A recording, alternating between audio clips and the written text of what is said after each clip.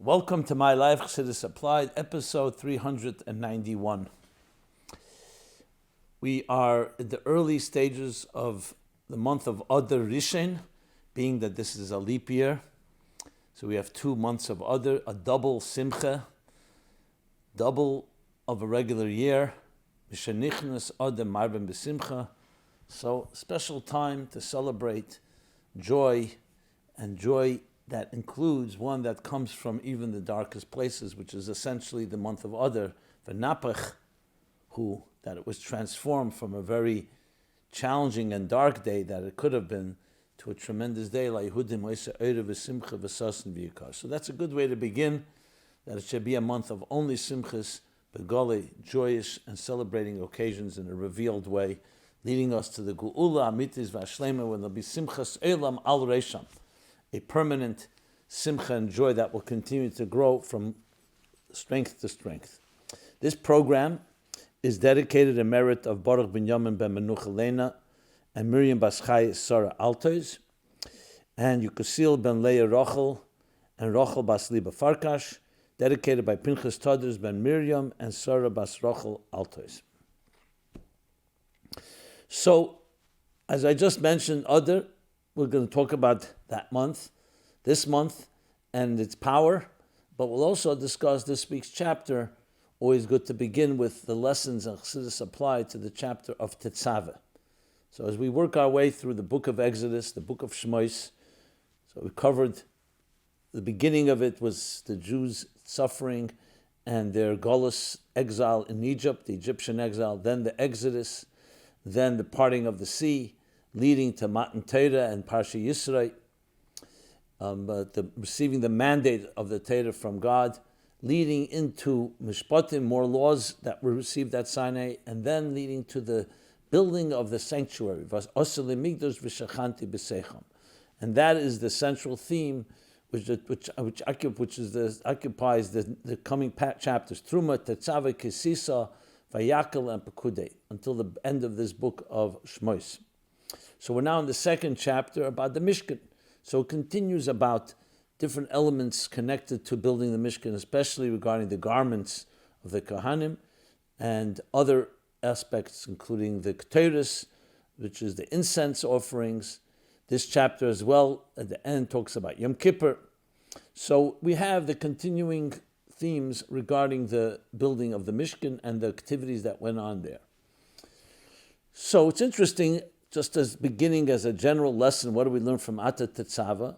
So it's interesting that this chapter, in contrast to the previous one, talked about the actual building of the structure and its kelim, starting with the Aron, which is the ark, the tabernacle, and then the shulchan, the menorah, the mizbeach, the table, the candelabra, the menorah. There's also the mizbeach of the karbonis, the outer mizbeach. So, in that context, then when we follow in the next chapter, you see here the discussion begins more on the more, I would say, I don't say sublime elements because the Arden is quite sublime, but it begins with the Ner Tamid, that be made from pure olive oil, and that it should burn continuously. And then it continues about the Kahanim that served in this Mishkan, especially the garments. The garments, even though on one hand a garment seems to be an external, but l'kovedel teferes, but the external of this world has to also express the internal, and that's why it was such an emphasis that the garments also be completely saturated with something that is respect and dignity. So yes, garments alone on their own are just garments, but when one dresses in a dignified manner, this is why Bigdei Shabbos and holidays, when Shabbos we dress a special way, because the dress reflects our internal neshama connection. So that's why there was so much emphasis on that. Now, it's interesting also that this week's chapter begins with the word Tetzaveh. Tetzaveh means to command. V'ata Tetzaveh, command, but Tetzaveh also comes from the word to bind. And that is why the Maimer Tetzaveh that the Rebbe, the last Maimer the Rebbe handed out before Chav Zayin Adar 30 years ago, was the Maimer of Ata Tetzava, talks about his kashus to Moshe Rabbeinu. So though on one hand, Moshe's name is not mentioned in this Parsha, to symbolize, because Zayin Adar, and we honor Zayin Adar actually in the first Adar, the Gemara tells us, the Zayin Adar in the first Adar. So to hint to that, because Zayin Adar always comes out approximately this period of time, so Moshe's main name is not mentioned, but he's mentioned Va'ata in a Va'ata you. So Chassidus explains that Va'ata refers to the etzem of Moshe. A name is already some form of expression, some form of definition. Va'ata is the etzem of Moshe, which is what we connect to, even though Moshe was his talkus, and Moshe's this and Zayin Adar passed away, but the connection always remains eternal because you always remain connected with your Rebbe. And that's Va'ata Tetzaveh. Not just to command, but to bind and connect.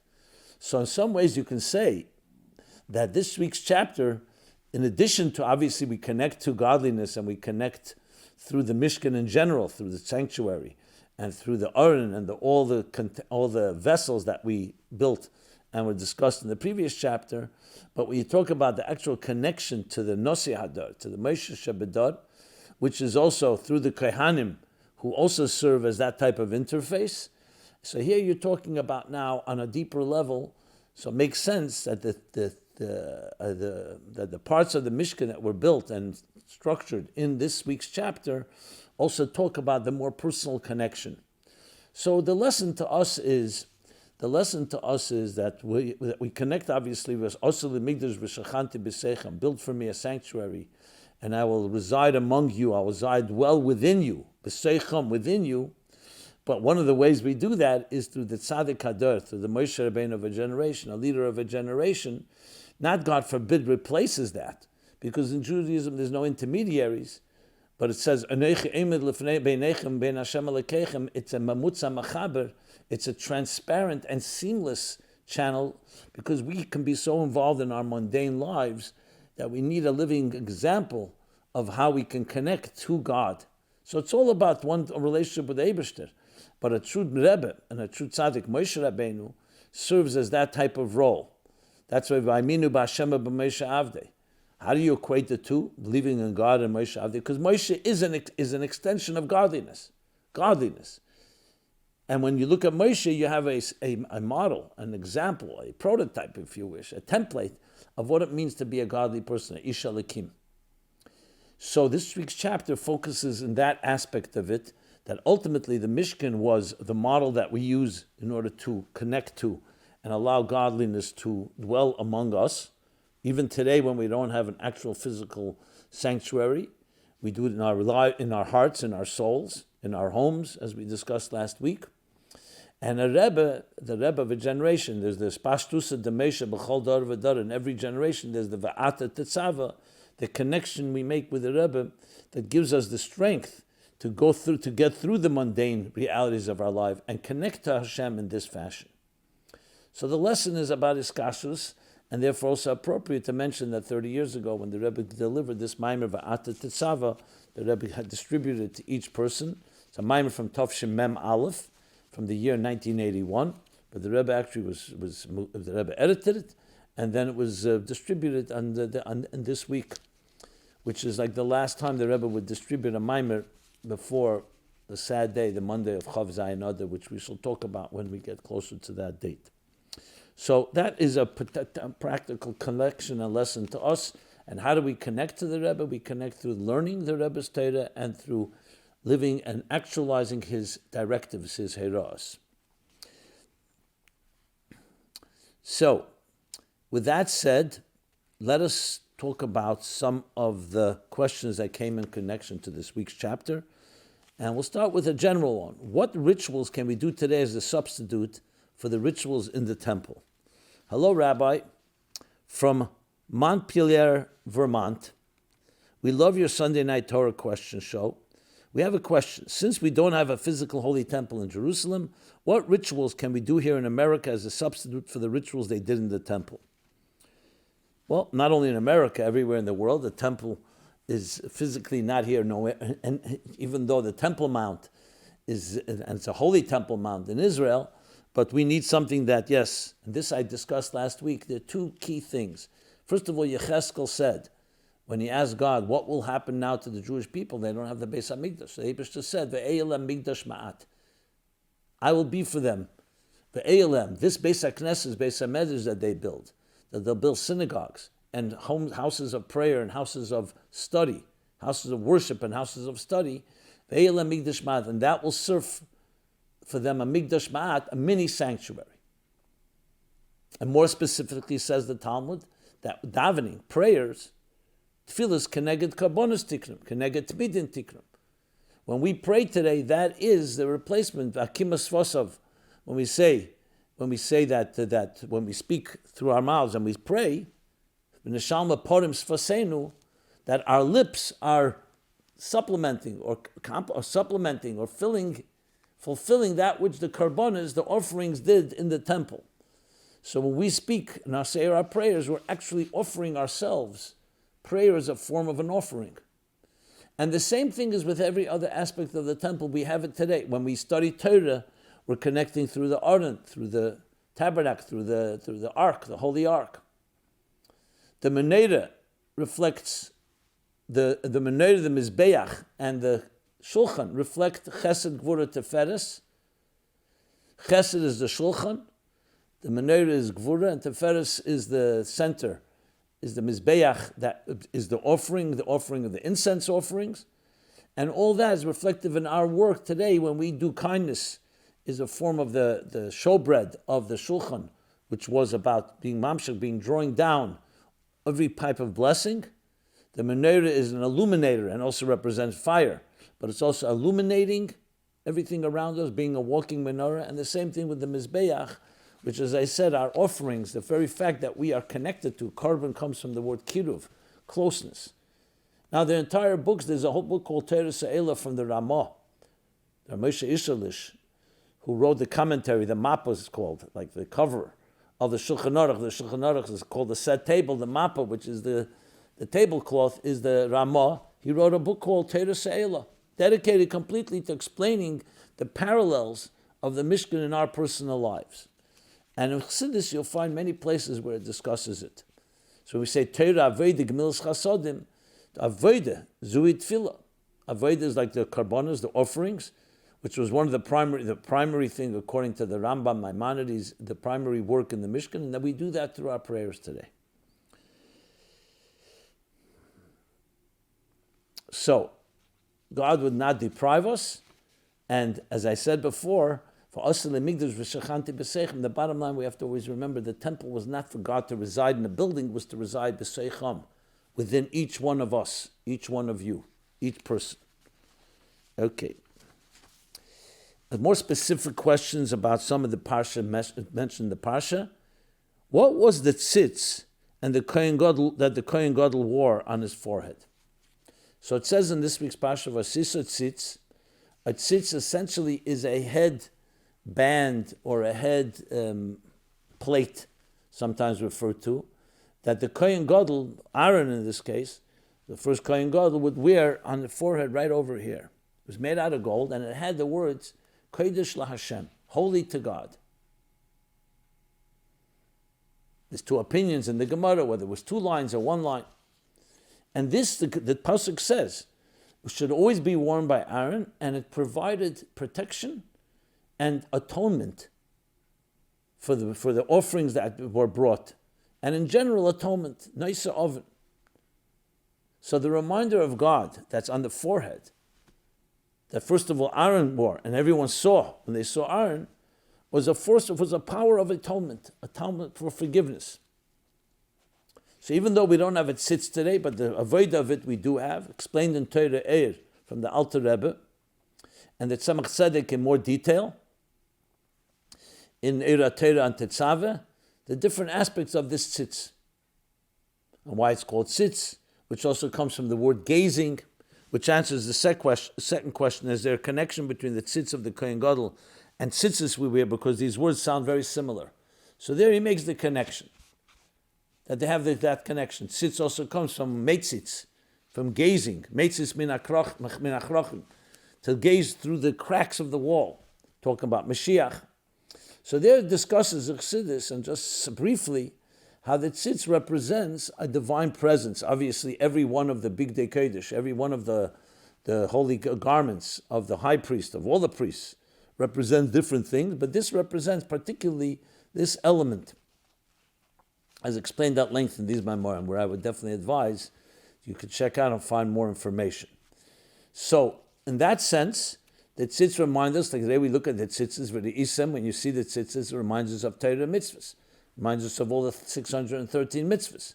The tzitz was a reminder, but more than a reminder, it was a presence. It was a divine presence, because it had actually the words God, the words of Kodesh Lashem, that was a reminder, and it drew down an energy, a particular energy. It was made out of pure gold, Zov, like he speaks in the verse, and it was on the forehead. The Metzach in Torah generally represents, especially in Kabbalah, a deeper superconscious level. The forehead, which of course is the cover of the mind that's inside it, but according to Kabbalah and Chassidus, this represents a superconscious state. So it was drawing down from that superconscious state, Moiches Tema, and also compared to tefillin, because that's where we had the tefillin on the forehead, as explained in these discourses. So that's the brief response to that. The lesson to us all is that a person has to always be reminded, especially not just their entire being, but also especially the mind, which is the forehead of the person's forehead, that you're always cognizant and aware of a higher presence, that holiness, that the sanctity is truly to God, that God is above and beyond us. But even our mind, even our intellect, which sometimes can reflect on our own, the unique superiority of the human race, always remembers about the superconscious of a reality that is higher than us. Okay. So that covers the Pasha. Let's talk about Adar now, the month of Adar. Did the Rebbe once say that if we increase in simcha by 60 times, meaning the 2 months of Adar, so 60 days, that all negativity will be batel b'shishim. So there's an expression in halacha that says batel b'shishim, that when something falls into, let's say, a pot, meat falls into a pot, is batel b'shishim, meaning it becomes nullified, because if there's 60 times as much as that piece, so shishim has the power to nullify other things. It's a particular number. So the Rebbe did say, indeed, in Tafshin Nun Beis, in this week's chapters, when the Rebbe spoke about the beginning of Adar, he said that month of Adar, because we have 60 days, it has the power to be mavatel, to eliminate and nullify all the dinim and gvuras, all judgments and severities. And so this is true in general, joy has that power, but especially 60, due to this fact that 60 has the power to nullify anything that so-called is encompassed within it. So the Rebbe did say it, and I see people are recently speaking about it. Can you please elaborate on this concept and give a practical examples of how we can do it? Thank you. Well, let's first talk about joy itself. It says that simcha, joy has a power. It actually has a psychological power that affects us all. What is the power that affects us? You see, when a person is in a state of joy and celebration, in general, they're in a more transcendent place. They're more expansive, more lighthearted, more giving, more easier to get along with. Just see, when a person is the opposite of joy, in a more depressed or more despondent state, so generally they're much more closed, more difficult, and so on. There's also the expression, especially made famous in Kisamach Tesamach Tofresh Nun Zayin, classic discourse that the Rebbe Rashab delivered at his son, the Friedrich Rebbe's wedding, that it's simcha poiretz geder. It pierces through boundaries. It's like breaks through. When a person is b'simcha, suddenly they have an extra amount of strength. They dance, and in general have a surge. So all of us are going to deal in life with all kinds of challenging situations. When you approach it with joy, which is so critical in serving God, Ivdus Hashem b'simcha, to serve God with joy. The prospect of joy, like the Alter Rebbe explains in chapter 26 in Tanya, it brings from the Arizal. The greatness, when you do it, not just you do it with joy. In general, anything done with joy is done with a very different type of attitude, qualitatively and quantitative, but especially qualitatively. And you see it all the time. You see when a person celebrates a marriage of a child, or a birth of a child, or any special occasion, there's just that expansiveness. So joy is a force that we have within us. We're naturally born with natural simcha. Unfortunately, things happen in life And as a result of that, people begin that joy, that natural joy gets concealed. Look at children. They just have a natural exuberance, a natural happiness. We have to make sure not to let that light, that flame, ever be diminished. It never gets extinguished, but it could appear that way. So comes Adar and says, here's strength. Mishanichnas Adar, marbim besimcha. Increase in joy. Now this doesn't mean pinching your cheeks till they turn red and it looks like your joy. It actually means digging deeper. Think about the things that give you simcha. Everybody has blessings in their lives. Don't let the negatives outweigh and overshadow the positives. That's on a very practical level. And when you do that, and there's enough of that, in abundance, it will cancel out and nullify the negative. This is true even if you do joy one day, let alone 60 days, is what the Rebbe is saying, which means think of this next 2 months as a period. I'm going to do everything possible to be joyous. The truth is, all year round it deserves to be that way. But especially these 2 months, you'll see, if you go with that attitude, I'm going to wake up, I'm going to do a special exerted and concerted effort to be happier, to be more joyous, either through my contemplation on it or my actions with others, my behavior, my gratitude. Do things that bring joy and celebrate and focus on, appreciate. Don't take for granted your gifts. This itself elevates the person and elevates everything that you do. And check it out. You'll see. It's a proven fact. The challenge is, some people say, how could I be joyous when things around me are not causing me to be happy? The answer is the other way around. If you were joyous, things around you would be happier. So it really is control of your attitude. Is it always that easy? I understand. We all go through difficulties. That's why it's important to have friends. It's important to be with others. It's important to be involved in activities that bring joy. So even though initially you may not be in the mood, but do something that brings joy to another, automatically it will also bring joy to you. You discussed last week about growing in happiness, and that in the month of Adar, we have to grow Mailam B'Kodesh. We always increase in matters of holiness, and therefore, since this is a month where we're supposed to increase in joy, we increase in that. How do you measure that you are actually advancing in happiness? Do you have a 60-day book on happiness, or that's something else? Thanks. Okay, he's referring to the book I wrote called 60 Days, A Spiritual Guide to the High Holidays, where I go through actually the 2 months of Elul and Tishrei, and each day and how we prepare and how we experience the high holidays in a very personal way. So he's asking whether there's a 60 days on happiness. I will say, as an aside, that due to the popularity of that book and due to the great demand and need, we're going to be creating another book of 60 days on the next 2 months, Cheshvan and Kislev, and hopefully continue through the entire year. But regarding this, now I have not created a book of 60 days on happiness, even though it's an interesting idea. But I will say the following.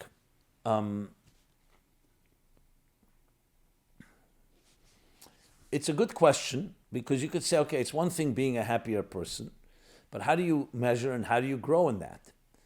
Well, if we actually made it a project, something that we feel that we're going to do based on the Rebbe's words, based on the Chazal's words, Mishanichnas Adar marbim besimcha. Marbim besimcha. Not just joy, but marbim, increase. And based on the principle every day increasing, and based on the Rebbe's words that 60 days will nullify any negative thing, then the way to do it is, yes, maybe open up and maybe create a journal. And every day write in your journal, what am I going to be doing the next day to increase in joy? Because if you just make the decision in an abstract way, it's not going to be concretized. So the question is how you actually can do that. I mentioned a few ideas. I think we put our heads together. I can mention a few others. Bringing joy to others is always a very secure and a proven method of bringing joy to yourself. You see someone else smile. You see someone else that may have been a little despondent. You brought some simcha to them, some joy. A second thing is to contemplate on the blessings in your own life. A third thing, show gratitude. You say in the morning, Moida Ani. Say it with a simcha, not just thank you for returning my soul. Thank you for the gift of life. Contemplate on it. If you're a person with a family and children, there's so many ways that you can demonstrate it as well. Have your children, You can create a project that you can motivate, incentivize your children, your family. Let's do something together that's joyous. And let people come up with different ideas. The key is to make an effort. Remember, the neshama has natural joy because it's connected to God all the time. The problem is we may not be conscious of it, and we have to create that conscious connection. So we have to connect it by doing things, acting, speaking, thinking, that connect and draw out the natural joy that's within the neshama, within the soul. And then you'll be able to measure it. Now, the point here is not measuring, you don't need to report to anyone, but it's always good to be accountable.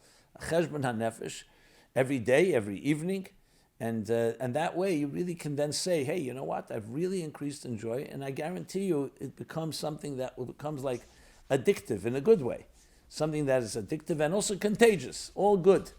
What does it mean? Because once you're doing it, you'll see you like it, you'll want more of it. And I see no reason why you can't just continue into the month of Nisan, which is also a month of liberation and redemption, and throughout the entire year.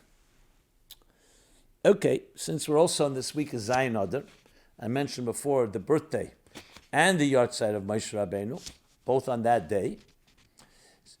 So of course we have additional strength from the Moshe in each generation, and the Moshe Rabbeinu, of course, the Moshe Rabbeinu of the time that took the Jews out of Mitzrayim, Goyal Rishon, Hu Goyal Achrin, the first Redeemer, and he's connected with the final Redeemer, Mashiach, the Moshe in each generation. So it's a week to connect to Moshe. One person asks, so we know the Gemara, the famous Gemara, in Megillah Daf Yud Gimel, that Haman threw lots, and it fell out in the month of Adar, and he was rejoiced, because he knew this was the month when Moshe passed away. So he felt it was a good omen for him. A bad one for the Jewish people. That's when their great leader passed away. So someone asks, how did Haman know that Moshe Rabbeinu died on the 7th of Adar? It's not probable that there were Persian newspapers that had obituary columns. If it turns out that Adar is a good luck month for us, because Moshe Rabbeinu was born on 7th of Adar, then why was it possible for a tragedy to happen and Moshe passed away in Adar? Okay, 2 questions. So actually this is addressed by the Masha in the Gemara on this sugya, and he actually cites a Gemara in Kiddushin 38a. He says because the calculation when Moshe passed away, you can figure it out. You can figure it out from different verses. Firstly, in Sefer Dvarim, I don't think he brings Sefer, I think he brings Yeshua.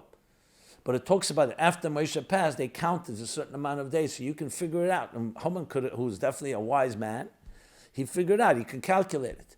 The birthday of Moshe was a Kabbalah, this they knew. But there's nowhere in the Torah that you can actually figure it out. As a matter of fact, the Yaresh Dvosh, which I'll mention in a moment, shows that it's actually something that could only have been known by those that were insiders. And Haman may not have known that.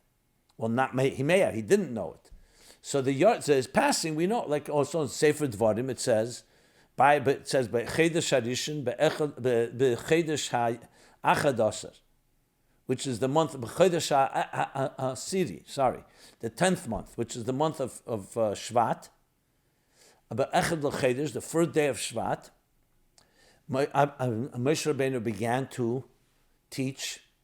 And the Ba'eres HaTorah says, Ela Advarim Asher Dibur Moshe. And that concluded 37 days later.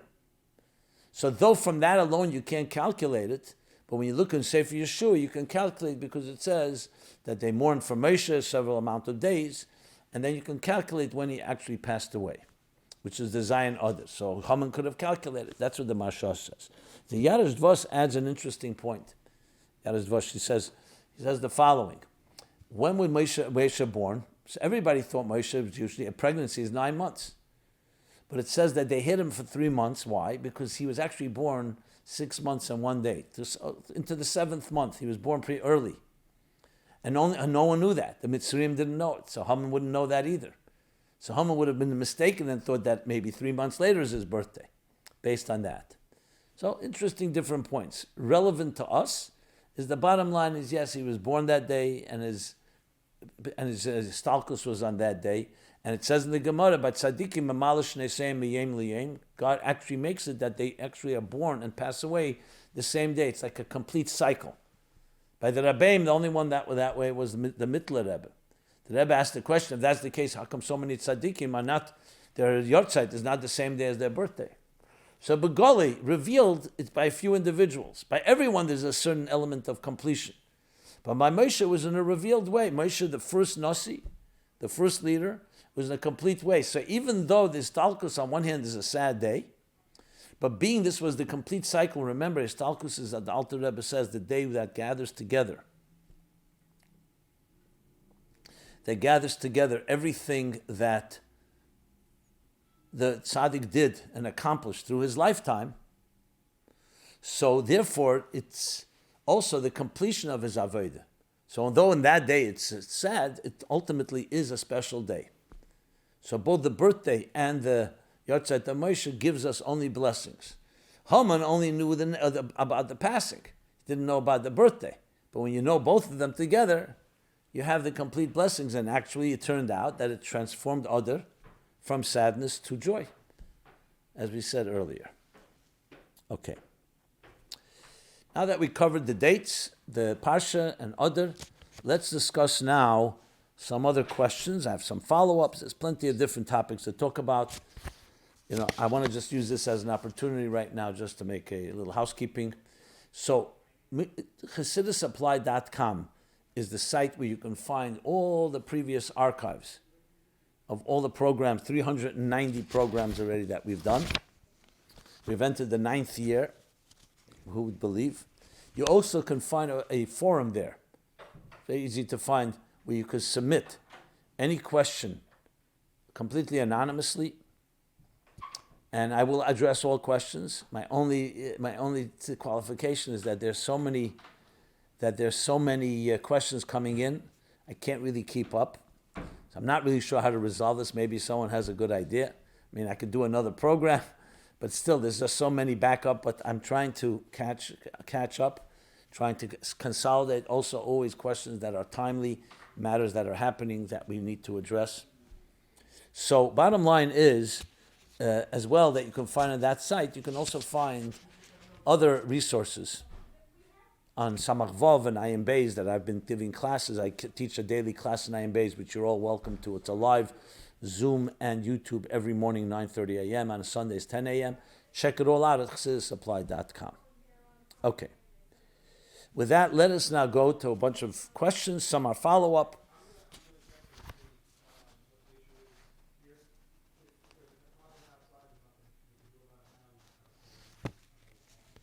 Okay. So let's begin with some timely things that happened the last week that people wrote about. I might as well address that because it's...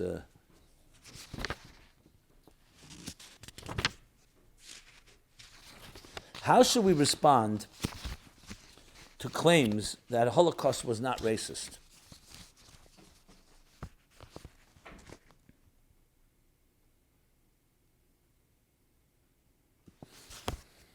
A television comedian named Whoopi Goldberg sparked controversy this week by saying the Holocaust was not racist because Jews are a religion, not a race. But I want to ask you, what actually are we? Since we come from Avram, Abraham, and have a distinct heritage and lineage, we can technically be a race. But people from other groups can convert according to halacha and be considered fully Jewish, so that would make us a religion, not a race. Or perhaps are we both? And the answer is absolutely. We're both, and much more than that. Remember, all these titles and terms are basically made up by human beings throughout history. We precede all these people, and we precede all these terms and labels. So, if you think about it, the truth is Jewish people you can also define as God chose them. And that's defined in that fashion. So when we're talking about the concept of a Jew, it's both race and religion, as you accurately say. There are people who are not technically observant and religious, but they're considered to be Jewish, and they're proud to be Jewish. So obviously, there's the religious part of it. You could also call it, is it an ethnic group? That's correct as well. But the fact is, Jews are not just also connected to a particular, even though we've lived in Israel and live in Israel, Jews live all over the world and have been all in all kinds of nations. And they can be also called American and French or Russian and so on. So I don't think you can find a way to just pigeonhole and define it. And besides, that's just a general answer regarding race and religion and so on.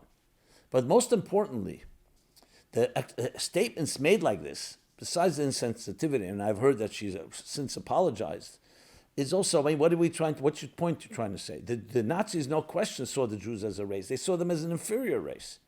Yamach Shemam. And as such, this whole discussion is completely moot. Doesn't make a difference what it is. The bottom line is, so thank God, hopefully this was cleared up, but it's a good opportunity to just make that statement. How should we respond? Well, listen, there are people who are absolutely blatant anti-Semites, and they find sake on all kinds of things. I'm not suggesting this actress is that. I don't know enough to be able to make that comment. So in general, how we deal with anti-Semitism is another discussion which I don't want to go into, but generally the best way possible is obviously wherever anybody does something anti-Semitic, you definitely do it possible to protect ourselves and not allow anyone to discriminate or even hate speech or any of that, especially if it can be even worse than that, as we've seen. But in general, the Jewish approach, the Torah approach, as the Rebbe always says, the prouder we are as Jews, the better we demonstrate and declare our Judaism, which represents, of course, what God wants of all human beings in this world. Goodness, kindness, virtue. That's the best way to fight. It's not through cowering in fear or being defensive. It's always on the positive. And when need to be addressed, we do address it. But remember, we're not identified as anti-Semites. We're anti-Semitism. But that's not our identity. Our identity is what we stand for, not what we stand against. And what we stand for is bringing godliness, goodness, and kindness into this world for all people. And bringing the Geula, Amitis Vashlema. Okay. Another question that came up, which is also, well, this is really happening all the time, and it's something I want to speak about, but I'll just begin, because it's a bigger topic, the topic of transgender. But since someone asked the question, I said, you know what, let me get into it at least initially. Dear Rabbi Jacobson, this past week, yet another OTD person. OTD is not a term I actually like, but people use it. OTD referring to off the derech, meaning somebody forsaking or leaving the path of Torah and mitzvahs. The reason I don't like the term is because, first of all, who knows what they're leaving and what the reasons they're leaving. I understand from a cultural point of view, it looks like they're no longer observant as you understand observance. But we don't know today who's observant, who's not. It's not just an external thing. That's why I just don't like the term. It's a footnote, but I wanted to just say it to qualify. Yet another person has come out as a trans and transitioning into changing their gender from male to female. That makes close to a dozen of them so far this year.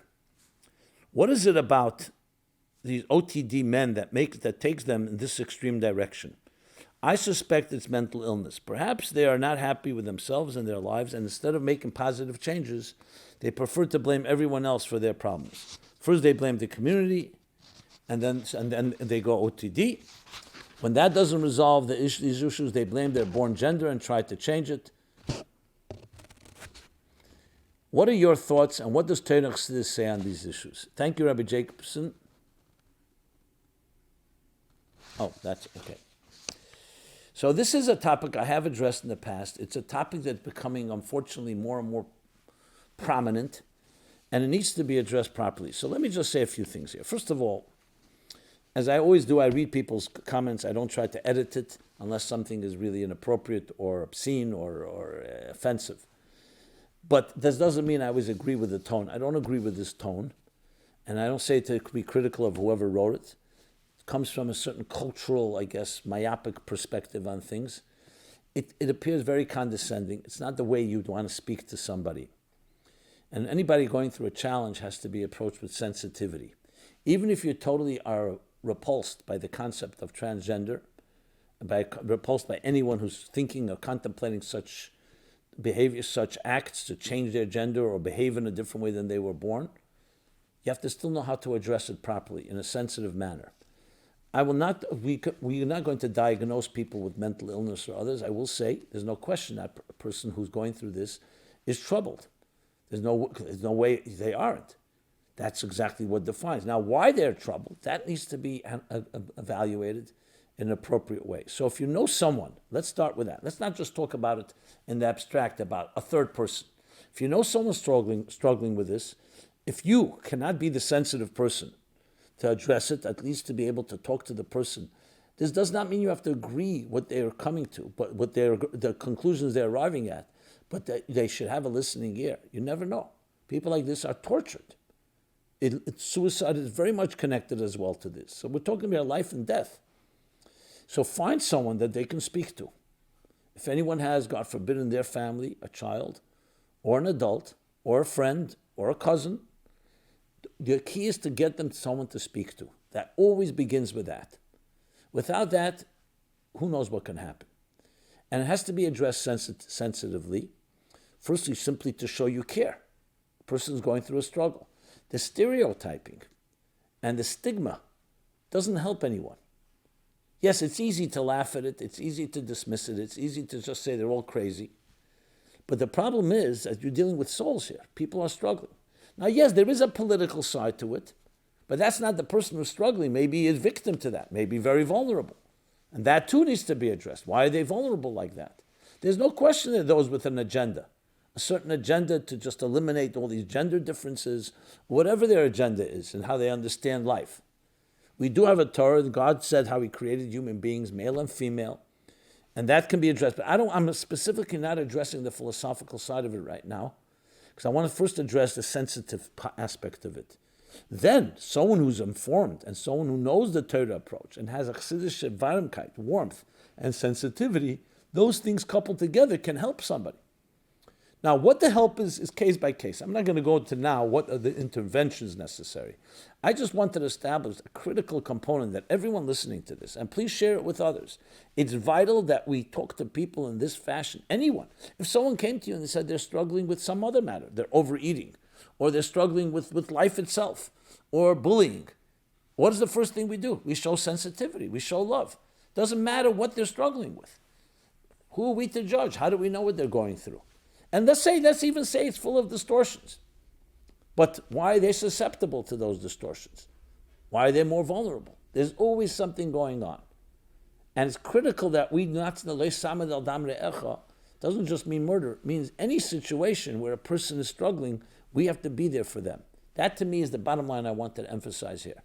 We'll talk more about this topic in the broader sense of it and the whole issues of it. I actually read, or at least summed up, a letter from the Rebbe to someone who wrote to the Rebbe about changing gender. And as I said, there's much to say on the topic. But the most important thing is what I wanted to convey is the sensitivity to the issue. And before we run to judgment, first is show love, show care, show concern. Find the person someone to speak to, instead of just being stigmatized and isolated and in a lonely way and blacklisted or just excommunicated. Okay.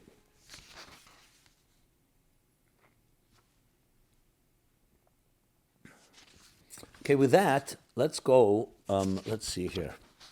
A lot of questions. I just want to go in the proper order here.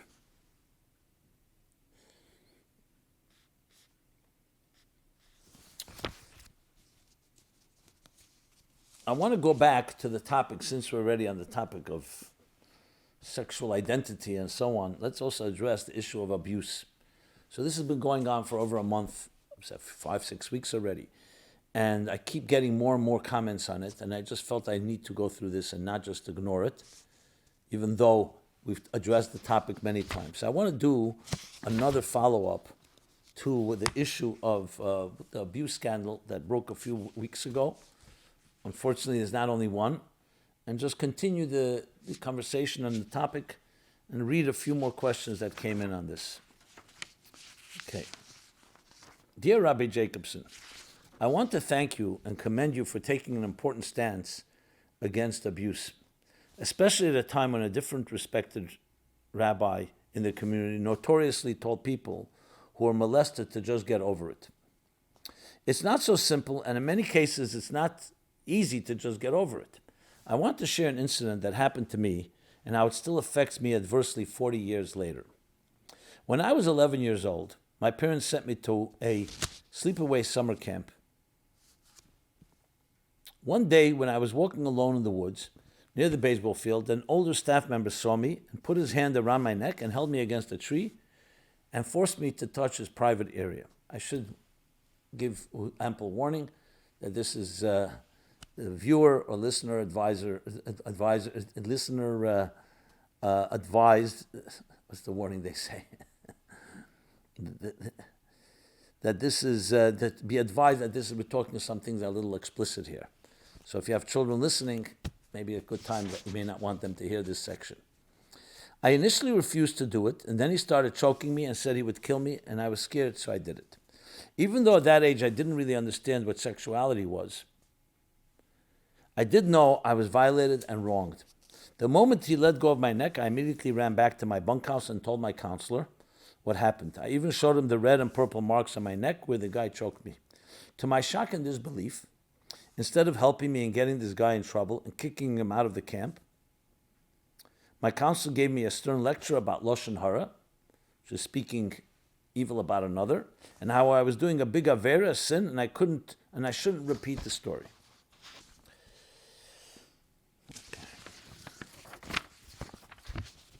Later that afternoon, I saw the head counselor and told him. And his response was similar, and he didn't help me, but instead gave me a lecture about Lashon Hara and that Hashem would be angry at me for telling Lashon Hara. So afterwards, I decided to take the matter into my own hands because the staff wasn't helping me. In hindsight, I understand that what I did next was immature, but as an 11-year-old, without a full comprehension of how the world operates, and without other choices, I decided I would publicly embarrass the guy who violated me.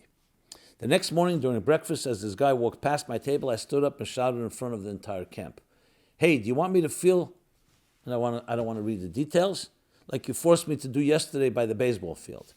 I saw him turn red. He was humiliated in front of the entire camp. He tried to laugh it off with his friends and said, "Ha ha, look at this crazy kid." But I knew I was getting under his skin. So a few hours later, at lunch, when he walked into the dining room, I shouted it out again. And at dinner that night, I did it again. And the next day, the camp director called my parents and told them I was a danger to the camp and I was being kicked out and they should come pick me up.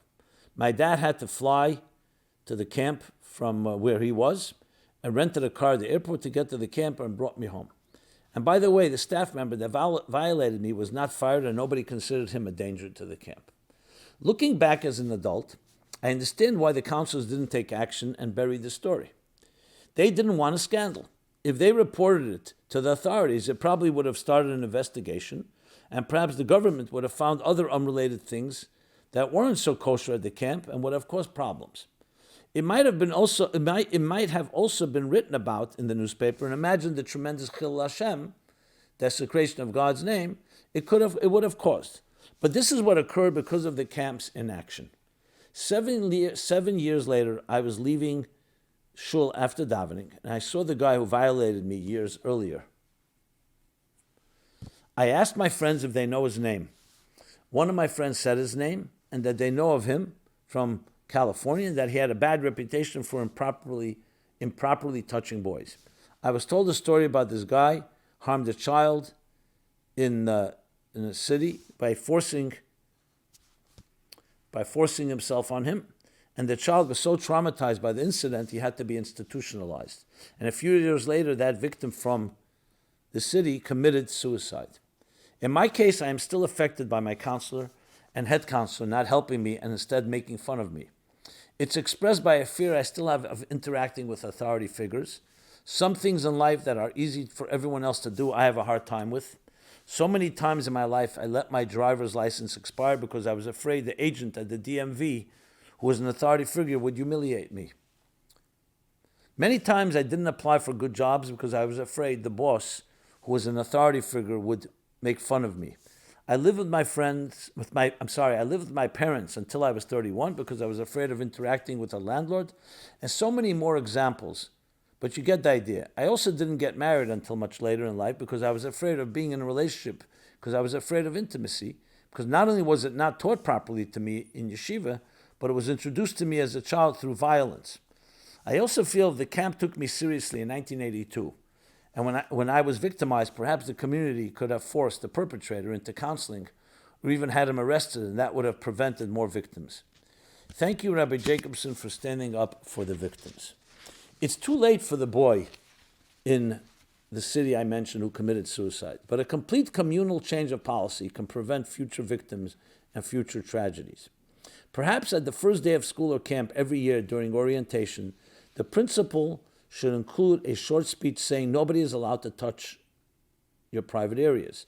And if someone tries to touch you improperly, here's the phone number to call to report it. Perhaps a sign with similar language and a phone number should be in the hallway of every yeshiva. Yeshivas should also have a social worker available every day during school, and any kid can walk into their office to report an abuse or even to sit down and talk about any issue that is bothering them. Teachers should have to take a special training course before the semester begins in order to recognize the signs that a child is being abused in cases that a child is still too afraid to come forward on their own. Our community sends mitzvah tanks all over the city to inspire people to do mitzvahs. Hopefully we can do more to prevent abuses and counsel victims of past abuses before things get more out of control. And we need to buy a new mitzvah tank just dedicated to stopping abuse that drives past every yeshiva and announces on a loudspeaker phone numbers to call to report abuse or to request counseling. May Hashem bless us that we are successful and no new cases of abuse occur, and that anyone who was abused in the past can get the help they need and be able to heal without being made fun of or stigmatized negatively. Okay, it speaks for itself, and you see why I read the whole thing at length. This is not one story, unfortunately, an isolated story. The good news is that things have moved since 1982. It's far, far from where it should be. But we need to be able to speak about it. We need to demand zero tolerance and prosecute anyone that perpetrates anything. It should be a tremendous deterrence, not just the humiliation, but actually criminal action. This is criminal. As we discussed many times, it's soul murder, period. And there's no two ways about it. And we have to make sure the institutions, the schools, the yeshivas, the camps, everywhere possible, zero tolerance, whatever is necessary. We're talking about neshamas here. We're talking about generations. We're talking about marriage. We're talking about building families.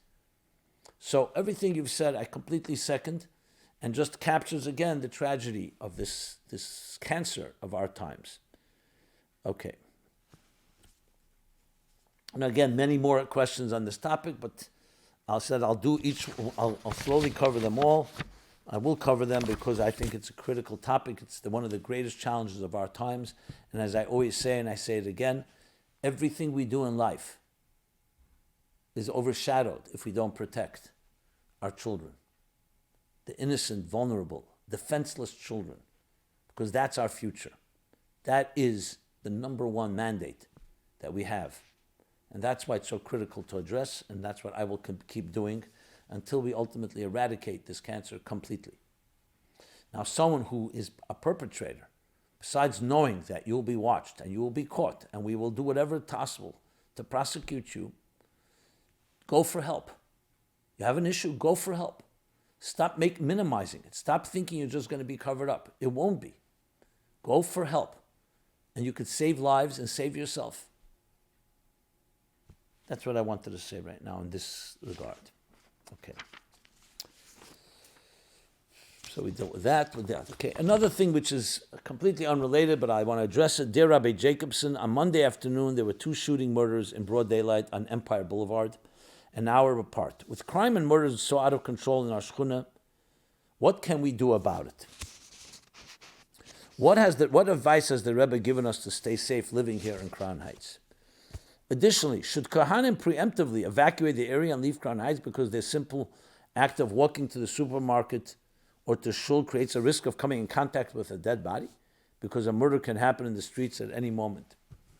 Well, that's a strange addition, if I may say. This is my own comment. Let's first talk about the safety. I mean, the kohanim, that to me is like a minor thing we're dealing with. You're dealing here with how can we be safe? But the kohanim, I mean, everywhere in the world we know today is considered a place where there's too much mess. So I don't really want to address that. It's not so relevant here. No, that moving out of Crown Heights and where exactly is a place that's completely like Ruach HaTuma Avim in the Aretz. We don't have that situation. Not here and not in Israel. So that's not the solution to move out of Crown Heights. But regardless, the Rebbe did address it. First of all, the Rebbe never believed in running away. Both psychologically, emotionally, and also halachically. The long talks that the Rebbe gave back in 1969, Pesach, Crown Heights was going through a crisis then. There was crime, there was murder, and there was a major exodus. The Rebbe came out strongly against it and said by running, you actually put more people in danger. So to stand strong. Now, obviously, we have to do everything possible. You have to reach Shomrim and Shmira and all kinds of different organizations and volunteers, and God bless them all for standing on the front lines and be there ready. We have to do everything possible that is in defense and protection of our neighborhood and community. And not just in Crown Heights, everywhere. So we have to commend those that have done it. Is it enough? Listen, it's almost impossible 24/7 to be at every corner, in every street. We have to demand from law enforcement more protection and do everything. And there are many activists that are doing that as well. Unfortunately, it's not airtight. And there are plenty of cracks, especially recently, with a more liberal attitude of allowing certain crimes. So there's no question that it has to be an unequivocal and absolute, again, zero tolerance of any type of crime. On the positive end, we can't just live in fear. So besides putting up mezuzahs and everything, which goes in addition to the prudence of blocking your doors and protecting everything possible today with cameras, there are a lot more ability to prevent and also catch criminals and perpetrators. But we also have to increase in our own confidence, in our own Torah and mitzvahs, in our betochen and trust in God. That's in addition to everything that I've said. When Yaakov prepared to meet Esav, it was on all levels. He davened, he prayed to God, he prepared a bribe to appease him, and he prepared for war. So it's not one end, not just one aspect. We have to do everything possible. But let's not minimize the power of betochen. We cannot be sitting and trembling in fear. Obviously, we have to be prudent and practical when we go out at night, when the children, and so on. But at the same time, our attitude has to be with our children. No, we're not just fearful and trembling, but we are believers in the Eibishter. We believe Kansiv Hashem Abracha. Crown Heights, the Rebbe said, there's brachas, and we see it. Look how Crown Heights has changed. It's nothing close when I was growing up in the 60s. I don't want to make comparisons. Even one murder, even one crime, even any type of crime is not tolerable. Should not be tolerated. And it's too much. But it's important to also put things into context. And we have to join together. You see something, report it. We shouldn't just isolate ourselves. We are one and we're stronger when we're united in that way. Okay. Let's deal with one more topic, and then we'll deal with Chassidus question. How to resolve a disagreement between spouses.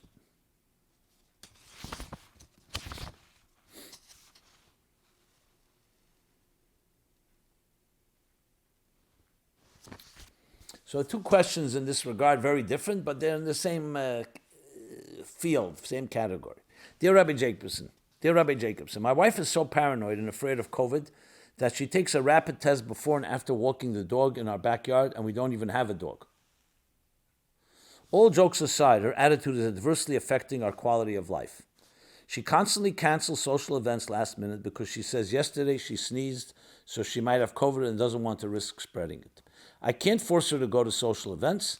That's her choice. But when I go to shul on Shabbos, which is my favorite thing to do all week, she makes me feel guilty afterwards, as if I'm the root of all evil by not taking COVID seriously.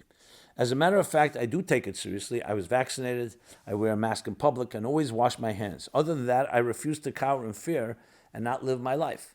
I feel I'm not doing anything wrong, and her attitude is to hide under a rock. I don't think Hashem wants us to hide in a cave. The purpose of creation is for us to do our best under the circumstances and do so much Torah as mitzvahs, to do as much Torah and mitzvahs as possible. What can I tell my wife? At least to have her stop chastising me every 5 minutes and calling me a disease vector. As I await your answer, I'll probably be wiping down my computer with Lysol wipes so she doesn't accuse me of bringing COVID into the house via an email. Okay, I'm glad you have a little sense of humor as well, but the answer is, I'm assuming this is an accurate description, not exaggerated, but regardless, this is not the first time I've heard the question, so I know it's a real issue. Look, let me respond both, firstly, as a Jew and as a Chassid, because at the end of the day, COVID has driven many people bonkers one way or the other, one extreme or the other. As Jews and as Torah people, and especially as Chassidim, we have a Torah, and we have a betochen in God.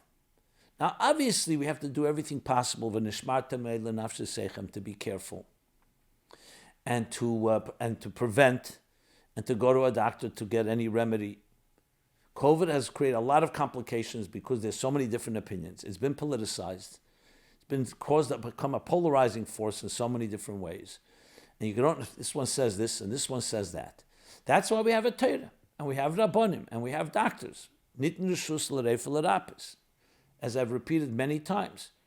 So do it in consultation and in cooperation, a Rav, a mashpia, and your doctor, or doctors if you need more than one opinion, or 2 out of 3 opinions, and follow that. And the rest is betochen in God. This is the general approach. Now the truth is, everybody in the world can learn from this. Even if a person is not someone following halacha, the logic of it makes so much sense. God created us all. Yes, there are illnesses, diseases, viruses, and he showed ways of how you deal with it. He gave us methods. Told us, go to a doctor. Go to experts. And rabbis will help support that and will direct us as well in that direction. This is something that can give everybody peace of mind. Then there are things that are beyond our power. You can go to a doctor about anything and it may not work. Or may work to some extent. So we have to pray as well. Like I said before, every possible approach. That's the general attitude that can help every person on this earth. I can tell you, I've just said it so many times on Zooms and on conferences and calls and presentations in the last 2 years, since March 2020, and it's really helped people. And again, people who may not even be Jewish. It's an approach to life where there are challenges, but don't let the challenge shape you and define you. Act responsibly, and so on.